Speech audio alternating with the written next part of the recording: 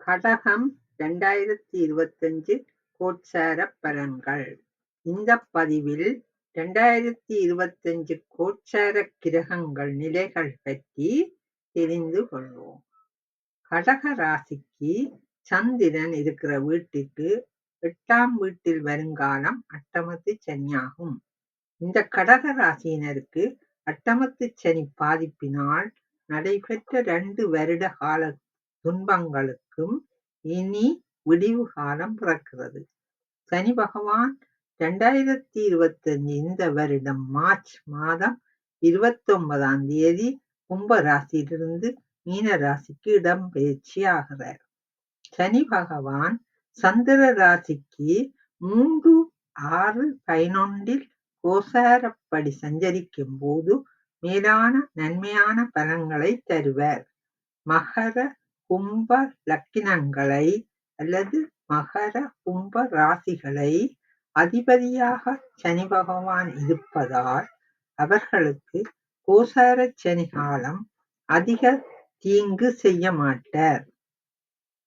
இனி கடக ராசியினருக்கு கோச்சாரப்படி சனி பகவான் மார்ச் 29ஆம் தேதி இடம்பெயர்ச்சி ஆனாலும் அந்த ராசியின் பலனை 3 மாதத்துக்கு பின் தான் தருவார். அதுவரையும் அட்டமத்து சனி பலன் தான் நடக்கும். ஜூன் மாதத்தின் பின் 9ஆம் ராசியான பாக்கிய ஸ்தானத்துக்குரிய எல்லா வாய்ப்புகளையும் நன்மைகளையும் கொடுப்பார்.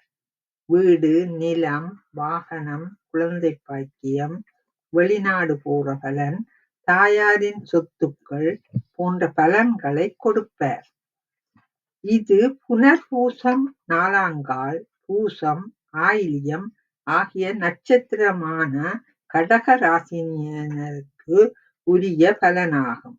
இவர்களுக்கு கோசாரப்படி மீன ராசியில் ராகுவும் மே மாதம் இடம்பெறும் வரை இருப்பதால் மேலே சொன்ன பலன்களை கொடுக்கிறார்.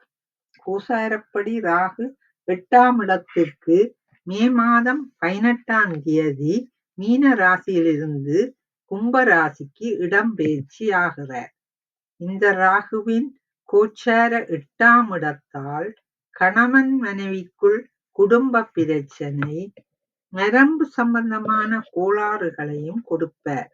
அதனால் கணவன் மனைவிக்குள் ஒற்றுமையாக விட்டு கொடுத்து போகவும், நோய்களிலும் கவனமாக இருக்கவும். கேது ராசிக்கு 2ல் வருகிறார். அதுவும் நல்லது, ஓரளவு பாதிப்பு செய்யும். கோசாரப்படி குரு பகவான் 11ல் ரிஷபத்தில் மே 14 வரை இருப்பார். அட்டமத்து சனியின் பாதிப்பு 11ல் குரு இருப்பதால் சற்று குறைவாக இருக்கும். அதன் பின் மே 14க்கு குரு விரயஸ்தானமான 12ஆம் வீட்டு மிதுன ராசிக்கு செல்வதால் விரய செலவுகளையும் நஷ்டத்தையும் கொடுப்பார். அதனால் சனி பகவானால் நல்ல பலன் ஜூன் பின்பு வரும் என்றாலும் ராகுவும் குருவினாலும் ஏற்படும் தீங்கான பலனுக்குரிய பரிகாரங்களை செய்தால் ஓரளவு நன்மையான பலன் ஏற்படும். தீங்கு செய்ய மாட்டார். அந்த கிரகங்களுக்குரிய பரிகாரமாக ராகு குரு பகவானுக்கு அர்ச்சனை செய்து துர்க்கைக்கு ஞாயிறு அல்லது செவ்வாய்க்கிழமையில் ராகு காலத்தில் பின்னேரம் 4 மணியிலிருந்து 5 மணி வரை நேரத்தில் நெய் விளக்கேற்றி வைத்து அர்ச்சனை பண்ணவும்.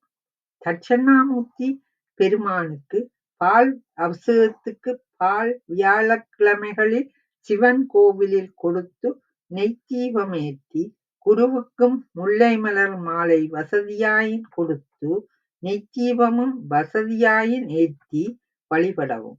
நெய்த்தீபம் ஏற்ற வசதியில்லாதவர் உங்களுக்கு வசதியான நாளில் கோயிலுக்கு சென்று அர்ச்சனை செய்து வழிபடவும். நன்றி, வணக்கம். இன்னொரு பதிவில் சந்திப்போம்.